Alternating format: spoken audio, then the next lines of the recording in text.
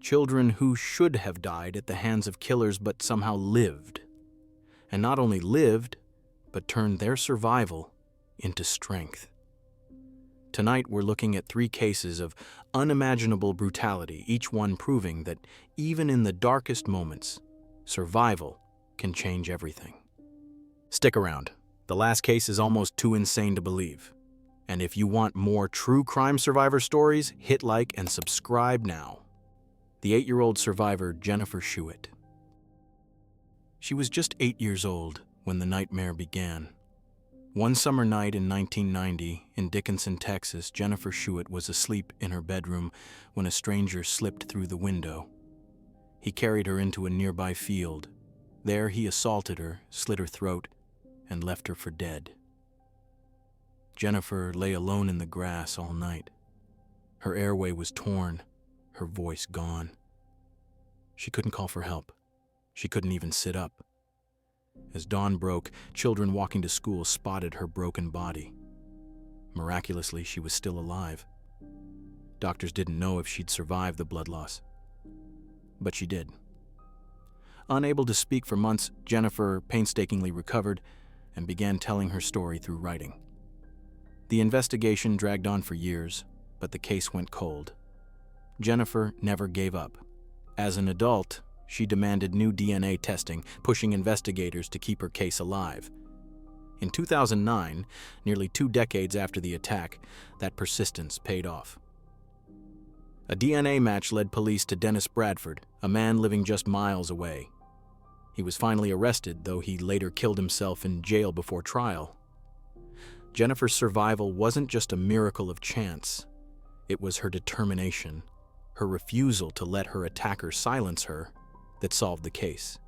Today, she speaks publicly, giving a voice to children who can't speak for themselves. Her story is a reminder that survival can become justice. The Kara Robinson case. She was only 15 when she was snatched from a friend's yard in Columbia, South Carolina in June 2002. The man was armed, forcing her into a plastic bin in his car.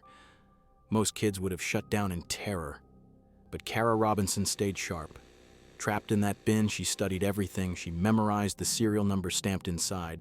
During the ride, she counted turns, noticed the music, even the brand of cigarettes he smoked.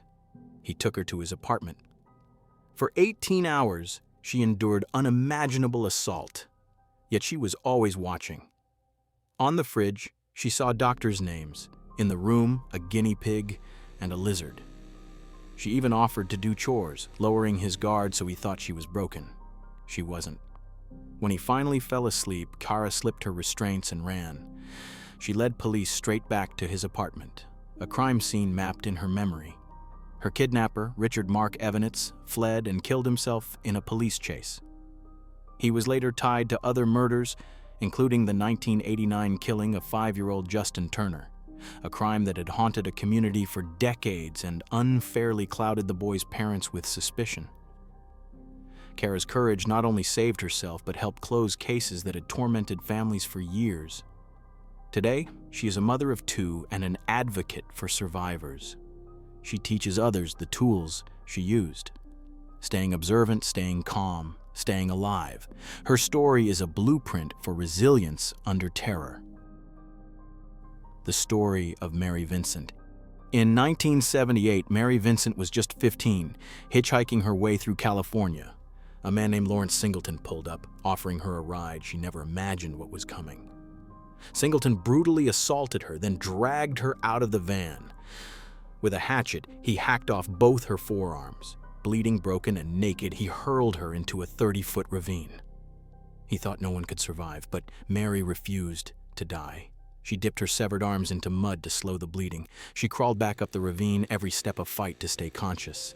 For 3 miles, she stumbled along a road until a passing couple finally stopped and got help. At the hospital, Mary worked with police artists to sketch Singleton's face.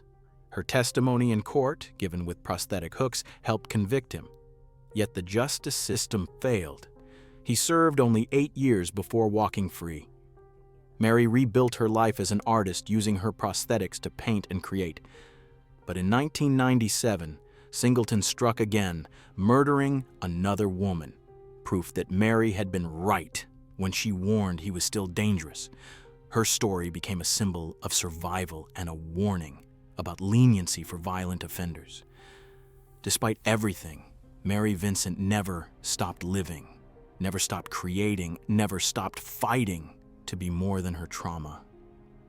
Jennifer Schuett, Kara Robinson, Mary Vincent, 3 girls who should have died but instead turned survival into strength.